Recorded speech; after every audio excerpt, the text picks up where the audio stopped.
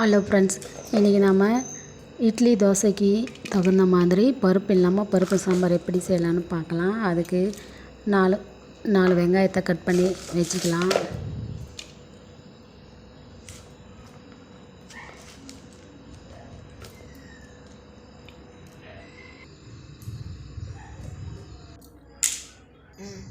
ஒரு 5 தக்காளியை கட் பண்ணிக்கலாம்.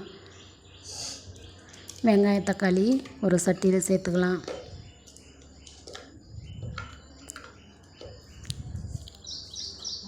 அதோட 4 பல்லு பூண்டு,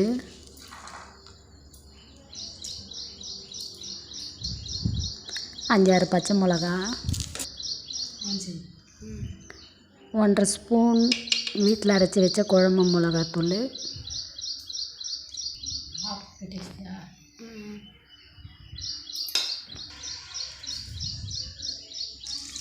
எல்லாத்தையும் சேர்த்து ஒரு சொம்பு தண்ணி போட்டு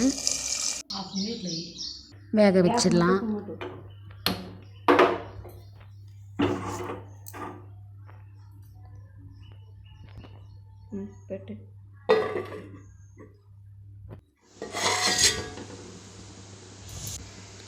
நல்லா வெந்ததுக்கப்புறம்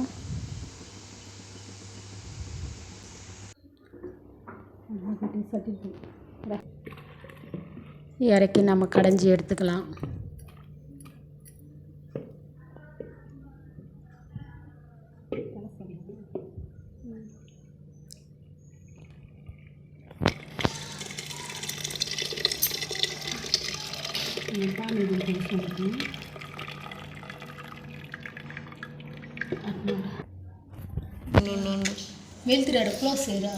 உங்களுக்கு தேவையான அளவு உப்பு சேர்த்து கடைஞ்சிக்குங்க.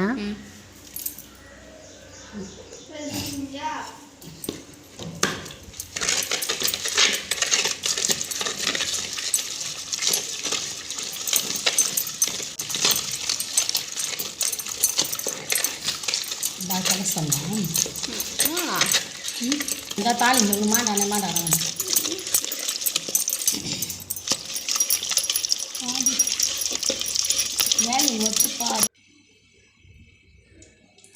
ஒரு மண் சட்டியில் கல்லெண்ணெய்,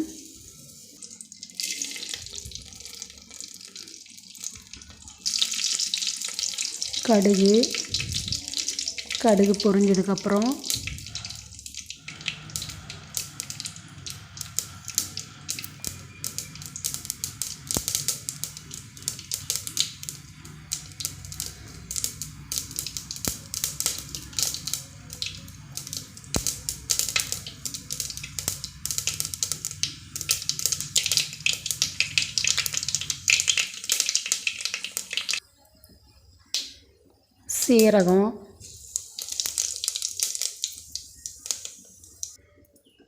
சீரகம் பொரிஞ்சு வந்ததுக்கப்புறம்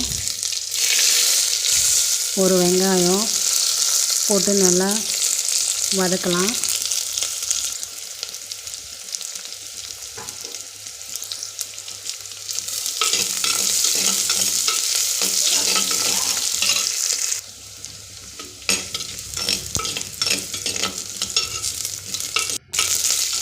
தேவையான அளவு கறிவேப்பிலையும் போட்டு வதக்கிக்கலாம்.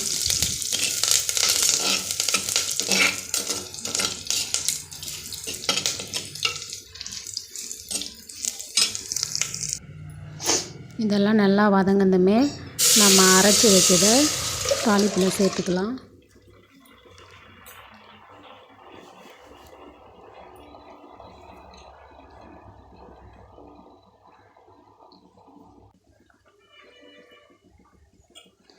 இப்போ குழம்பு நல்லா கொதிக்க ஆரம்பிச்சிடுச்சு. இந்த கொதிக்கிற டைமில் ஒரு பொட்டுக்கடலை ஒரு கைப்பிடி அளவு மிக்ஸியில் போட்டு அரைச்சி அது தண்ணியில் கலந்து இந்த குழம்புல ஊற்றி நல்லா கிளறி விடணும். கட்டி பிடிக்காத அளவுக்கு குழம்பு நல்லா திக்னஸாக வந்துடும்.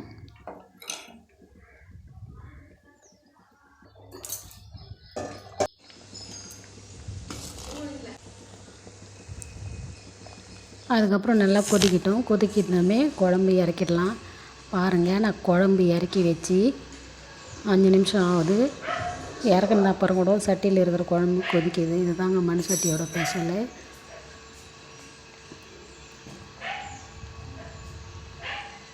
அது பாட்டுக்கு 5 நிமிஷத்துக்கு பபுள்ஸ் வந்துனே இருக்குது. கேஸ் மேலேருந்து இறக்கி 5 நிமிஷம் ஆகிக்கூடும்.